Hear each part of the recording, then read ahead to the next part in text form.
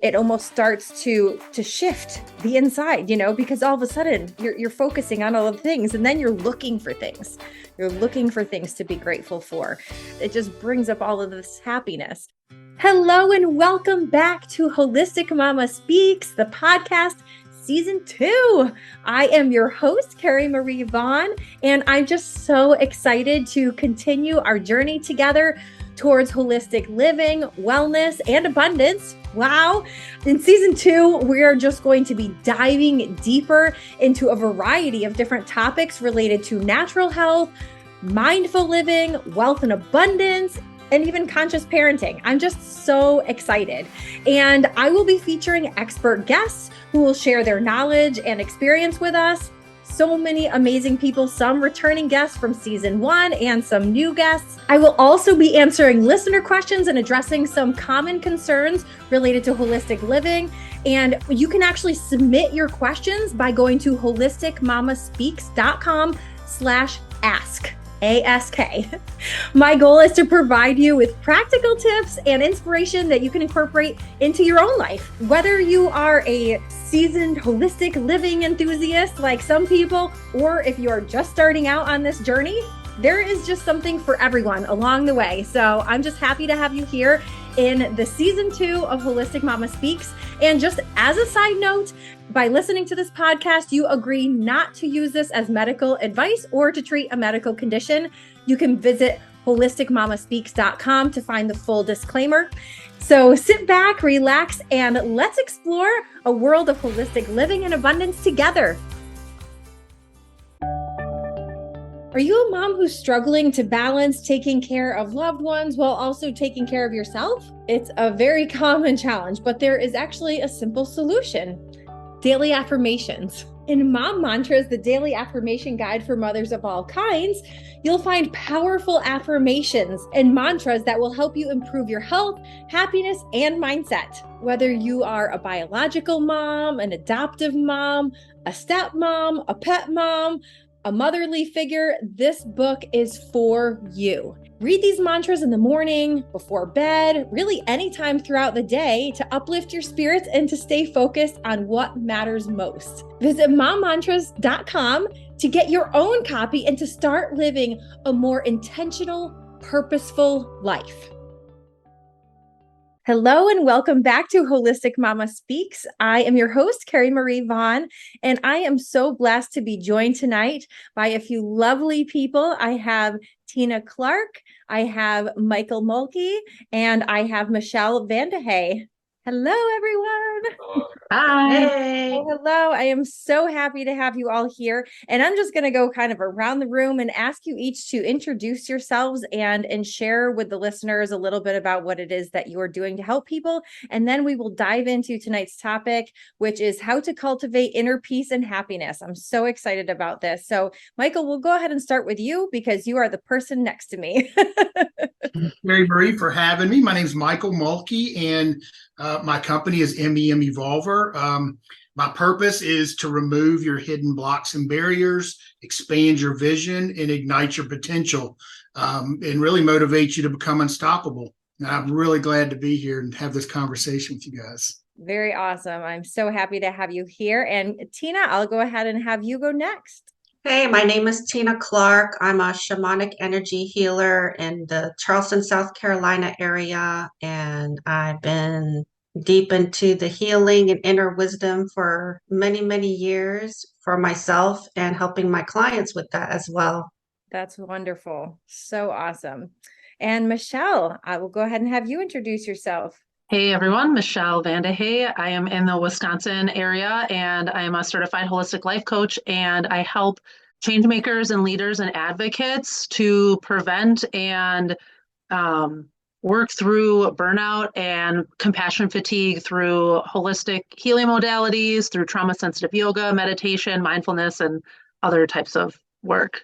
So awesome. And so everyone here is just very excited to talk to you tonight about how to cultivate inner peace and happiness, because we can't really live a fulfilling life if we don't feel at peace and if we're not happy. So I'm excited to talk about this. Do any of you have any specific things that come to mind when you think of inner peace? What are some of those things that you're like, okay, this is how I find my inner peace? Yeah, for me, inner peace, I feel like comes down to knowing yourself. And oftentimes that goes into fully loving who you are and self-love and taking care of yourself. And when you get to a point where you're really fully embracing who you are and loving all the parts of yourself, that's when you can get to this place of like inner peace. And it allows you to let go of things that you don't need to hold on to. It allows you to do all sorts of beautiful things and have a little bit more external peace as well as the inner peace. I feel like reflects the external peace that a lot of people want to have. Mm-hmm. I love that you said that about the self-love, because I think that's such a big piece. That's such a big piece to everything. It is, you can't work on so many different aspects if you don't love yourself. And it's hard for a lot of people to love themselves. And so, I'd love to talk about this a little bit more. What are some ways that people can start to love themselves and feel a sense of inner peace? I think one of the top ways to do this is to practice meditation and mindfulness. If you can't meditate, definitely try mindfulness, just being in the present and focusing on what's going around you now, what you're feeling now, and stop thinking about the past and the future. You can't change the past and we can't control the future. So it causes a lot of angst for people. So just getting quiet is really huge. Just taking the time to be quiet. I always say that all the answers are in the quiet. So there's sometimes words get a little removed. They're a little removed from the actual cause. And a lot of times when we talk around this, it's best for them to experience it. So like to meditate is an action. And so you're trying to meditate, right? I'm trying to be quiet. And the mind will do exactly the opposite of what you want it to do. It's like a terrible roommate. So when we can become meditative, and people get there in different ways. Some people it's walking barefoot on the earth. Some people it's knitting. It really can be music. There's tons of ways to get there. But once people experience it, it creates this space. They know that I'm not the body and I'm not the mind.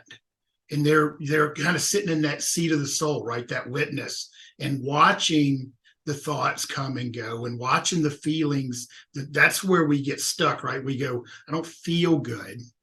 And it's these thoughts. And so once we kind of understand how that process works, we have words for it. They're very helpful. It's just not, but I think the experience of it, and that's a lot of times we offer classes and we offer talks and things like that. So if people can experience it, kind of step into it, I think that's really helpful. Yeah, absolutely. And Tina, just to kind of tag on to what you're saying, we cannot control our past or our future. Hasn't happened yet.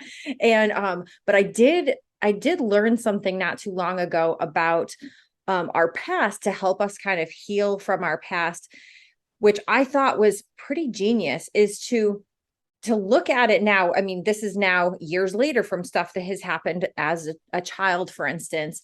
And if you look at it from a different point of view, of course, when we were in the moment, a lot of things seemed like terrible things. And that's what usually lingers into us and causes, things to be upset inside of our body. It's causing us to not have inner peace because we're so caught up on these things, this trauma that we experienced as a child and everything like that.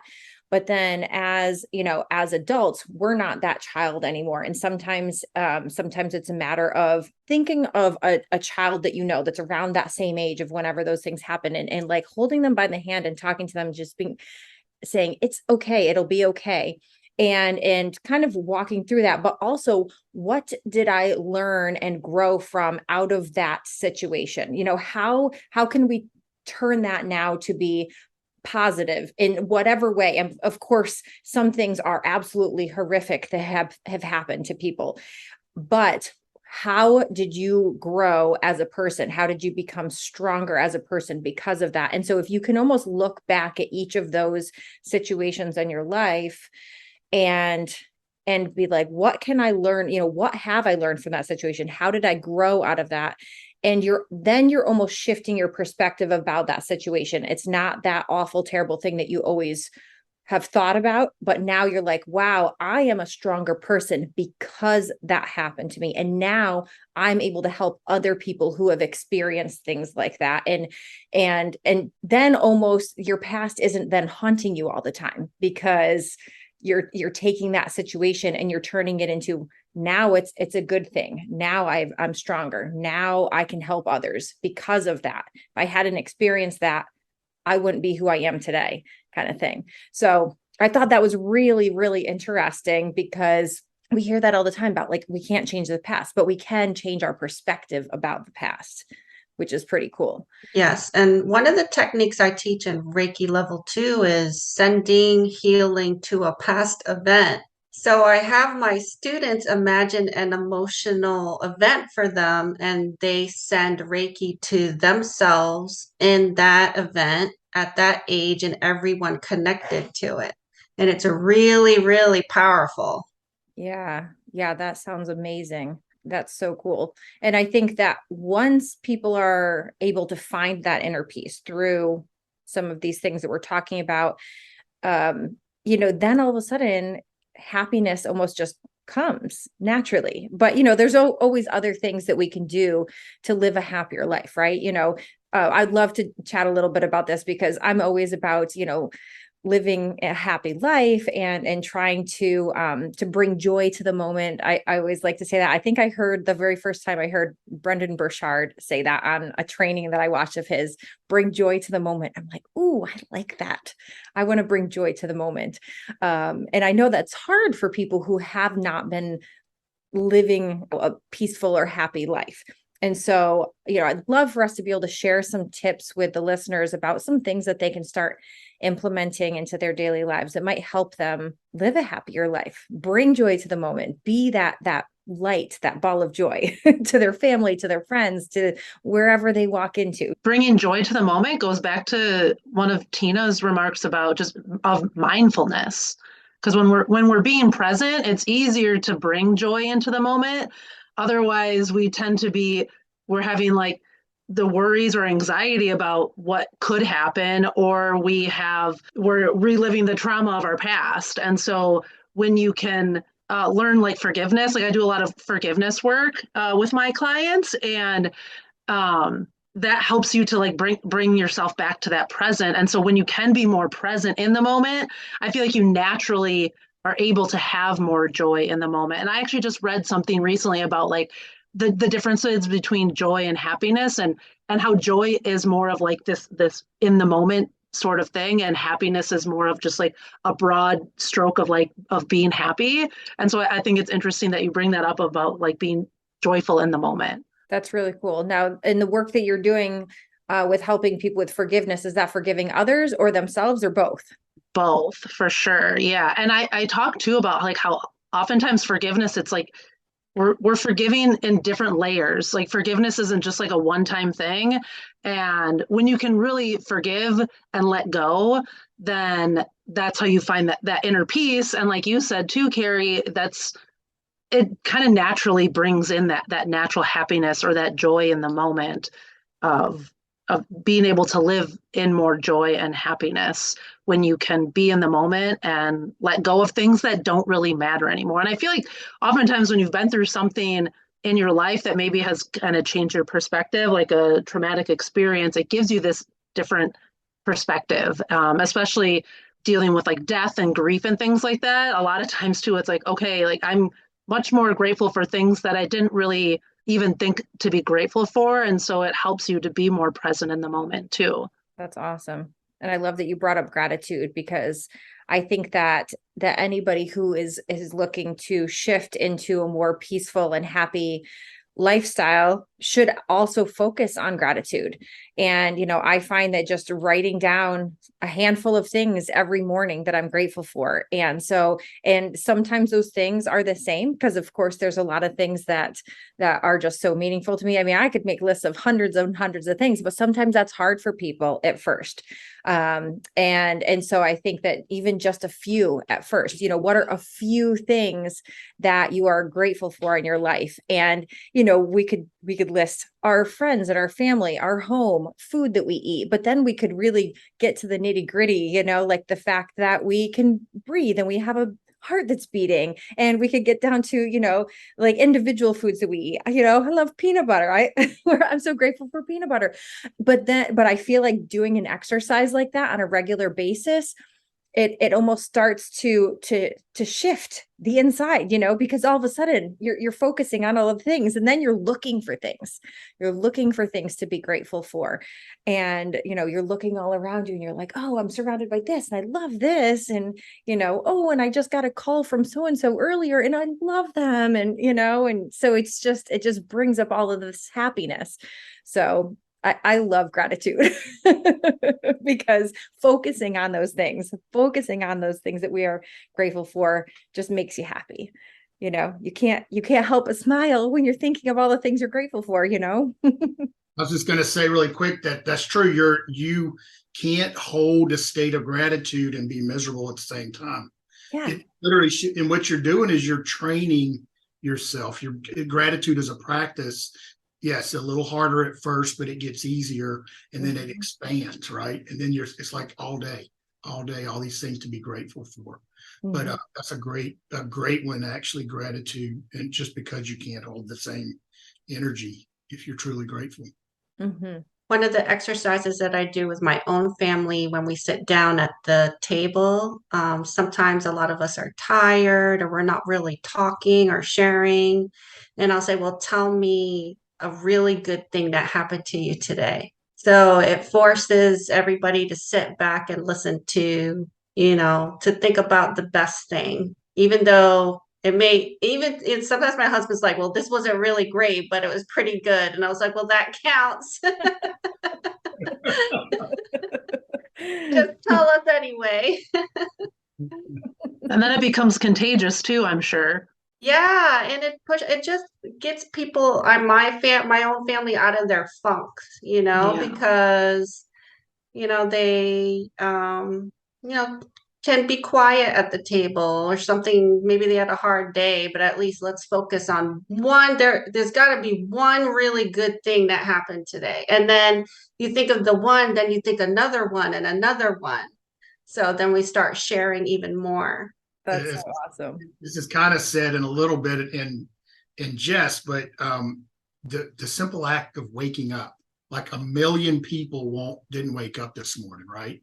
And then their spouses lost somebody last night, and their families, and think of all of it. Like if you wake up and your partner wakes up, it's probably going to be a good day. It's just, again, and I don't mean to compare, but what I'm saying is that waking up and your partner's there, that right there is an opportunity to just smile and go, yeah, this is good. And right. It sounds like, don't take it for granted. Yeah. And sometimes it is awful to say, like you said, if you compare it to the bad. And I've read something sometime, if we didn't have the bad, we wouldn't be able to appreciate the good as much. And so, we have to be grateful even for those harder times in our lives, those bad things, because it allows us to then appreciate the good so much more. And so, like you're saying, if you're comparing to, somebody lost a loved one and I'm still living and my loved ones are still here and surrounding me. I mean, that's kind of, it's a little morbid, but it really kind of makes you think like, wow, I am so grateful to be alive and, to be healthy. And, I guess even if you are dealing with some health things that, you're still alive and you can work on the health piece, but Those are all some things. And one of the things that I've also done that I love, it's such a fun thing, is to have a gratitude jar. And so anytime there's something to be celebratory about or grateful for that has happened, or, any kind of big news, and it could even be something kind of small, but still fun and exciting, you write it down on a slip of paper and you add it to the gratitude jar. And then you can either take things out if you're having a little bit of a rough moment or, bad day, you can take them out and read them. And the same thing, it's kind of like that. You can't be mad and grateful at the same time, just they don't go together. So once you start reading all of these slips and all of a sudden it puts a smile on your face and you're remembering all these things that you're grateful for, all of these celebrations. And it's for everybody in the family too. It doesn't have to be just your jar. It can be everybody in the family.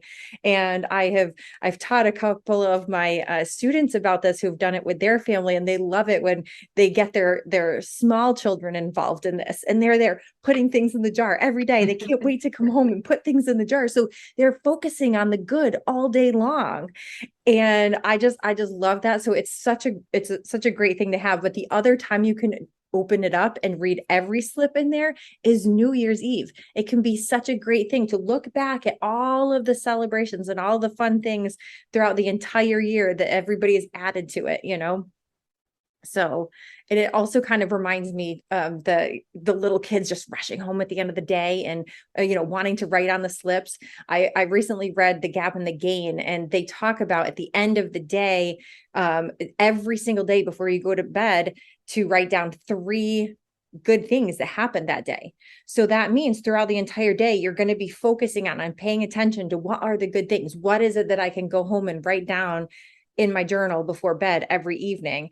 And so that's even just a practice that you can start doing, having that journal beside your bed and making sure to focus on the good throughout the day and write it down every night. I think that's a better exercise for me, because I'm not a morning person. Yeah, I know a lot of the journal activities are in the morning, but this I one, know, so I'm not feeling my best and greatest in the morning. So you can shift that if you want.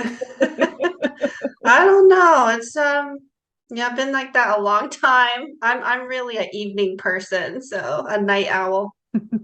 The other powerful thing about doing I do 3 amazing things that happened today in my journal at night. And I think oftentimes, especially business owners or just even anyone who's doing anything, oftentimes at the end of the day, you're thinking about, oh, what didn't I get done today? Or what do I need to do tomorrow that I didn't get done today? And so when it helps you to remember, oh yeah, I got all of these things done today, or these amazing things happened today. So it helps you to kind of refocus and remember that, like you said, like that there are things that happen throughout the day. So not even just focusing on it throughout the day, but then at the end of the day, our minds tend to go to what we didn't get done. And it reminds us of like what we did accomplish and that there was good in the day.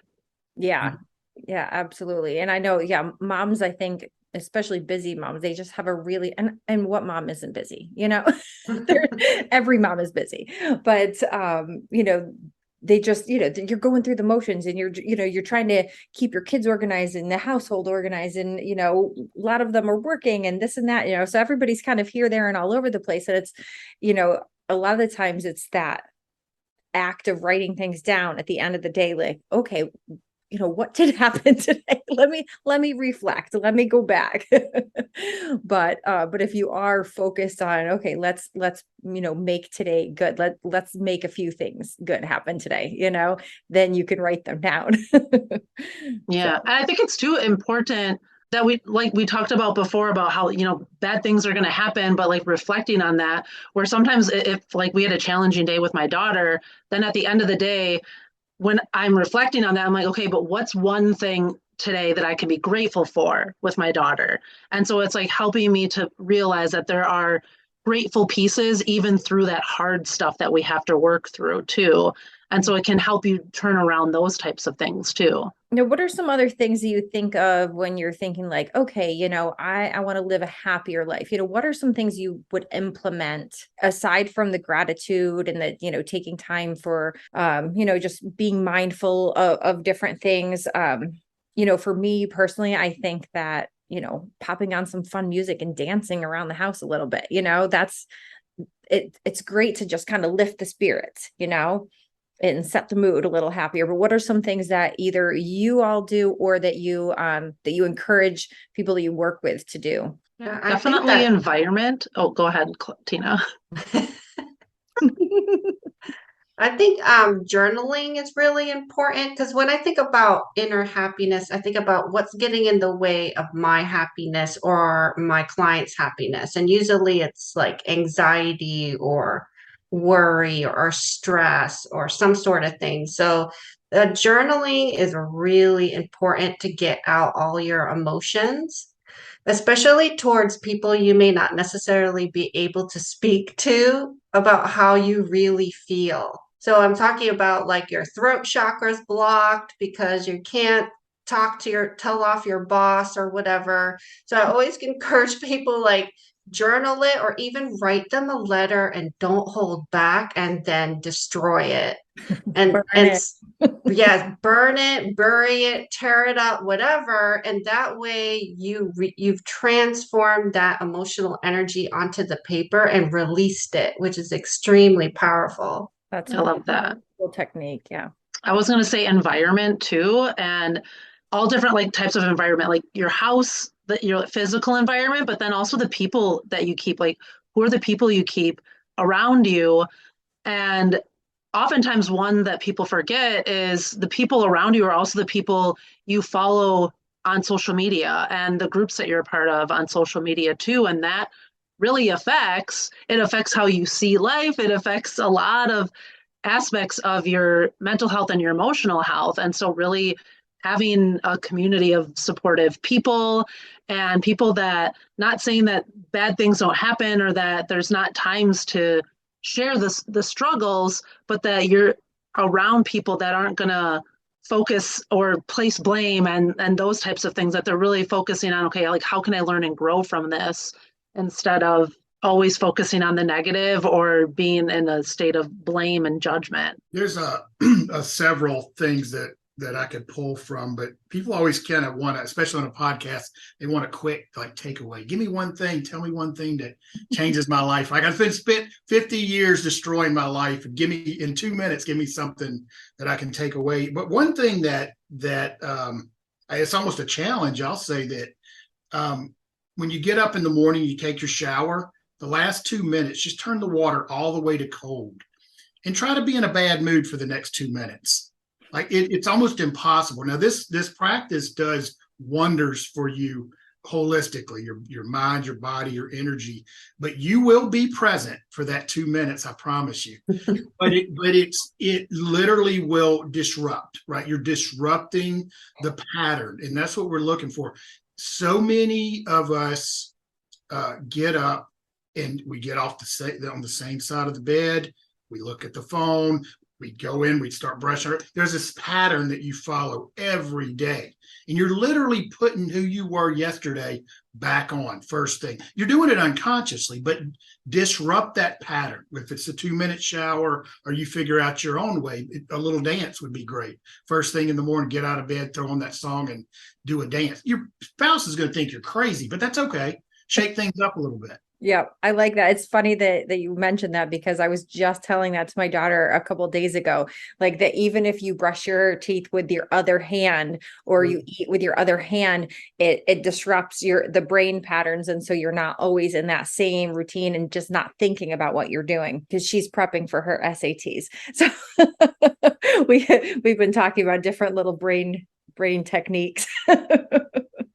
So, but yes, that is definitely important to do something to shift things up and stop just going through the motions, and that will allow us to then actually focus on what it is that we would like out of our life, because we do have control. We can't control everything around us, but we can control how we react and how we act and the actions that we take. I love all of the techniques that you all have shared today, because I think that each of these things are things that people can easily implement, and, try one thing out, try it for a bit, see if that is your thing. Cause not everything is a one fit for everybody.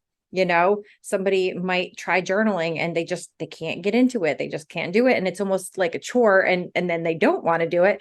Or somebody, might like, trying to meditate or trying to do different things. So people can try each of these different techniques. That's the cool thing, is that everybody can try them and see what seems to be a good fit for them to help them feel more peaceful, to help them feel happier, to help them bring joy to the moment. And I've just loved every little bit that you guys have all shared. Do any of you have any kind of closing pieces, anything that you'd like to leave people with, a little statement or another little tip as to, finding peace and happiness in their life? I would say be willing to try something, like you said. So try the cold shower. I do that too. It really does like wake you up and put you in the present moment. Try journaling and try doing it. Thinking of it too, where it doesn't always have to be words on paper. Maybe you're drawing, or like it does, and the words don't have to make sense. And so just be willing to try something, and knowing that there's no right or wrong way to do it, and just try one of the techniques that we talked about today and have fun with it and be curious about it and see what it can do for you. I say philosophically, and this is the thing about this, is there's so many helpful tools. Find what it works for you, right? So but philosophically, I say that what you're looking for is clarity. Whether we call it peace or enlightenment or love, whatever that word is, clarity, and clarity equals or is your potential, not realized yet. And so your capacity for growth minus contamination. So your natural state is peaceful. You don't have to tell a 5-year-old to be peaceful. He is peaceful. He is joyful. He can make a game out of anything, a leaf. He can fall in love with a leaf and carry it around all day. No problem, right? What happened to us? Then there's lots of answers to that, right? It's probably another podcast, but that you are already that. It's not something we have to achieve. We just got to get rid of the contamination. And it's a process. I like that. My tip would be is if you're struggling right now, to reach out and ask for help. Because even if it's just a friend or it's a professional coach, like the wonderful people here, or a Reiki master, a lot of times we've been through it all, we've been through a lot. And so, or we have a lot of wisdom to share in terms of, working with hundreds of clients who've had similar issues. So everything I suggested really works. It really does. But if you need help, reach out to a friend, ask them, do they journal? Do they rip up letters? You never know what people are doing, to really alleviate their stress and find more happiness in their lives. Yeah, absolutely. Oh my goodness. Well, thank you all for sharing so many amazing tips. I really think that these things will be so helpful to so many moms out there that are just wanting to find that peace and happiness to live a more joyful and happy life, and then that way they can be a better mom too. So thank you so much for joining me today. It's been such a pleasure talking to you all, and I hope everyone has a great rest of their day. Thank you, Carrie. Thanks. Thank you. Bye-bye. Thank you so much for listening. It has been a pleasure being with you today. I hope that you enjoyed this and got some value out of it. If you did, be sure to rate and review on wherever you're listening or watching. And also be sure to follow us on Facebook and Instagram. Thank you so much and have a great rest of your day.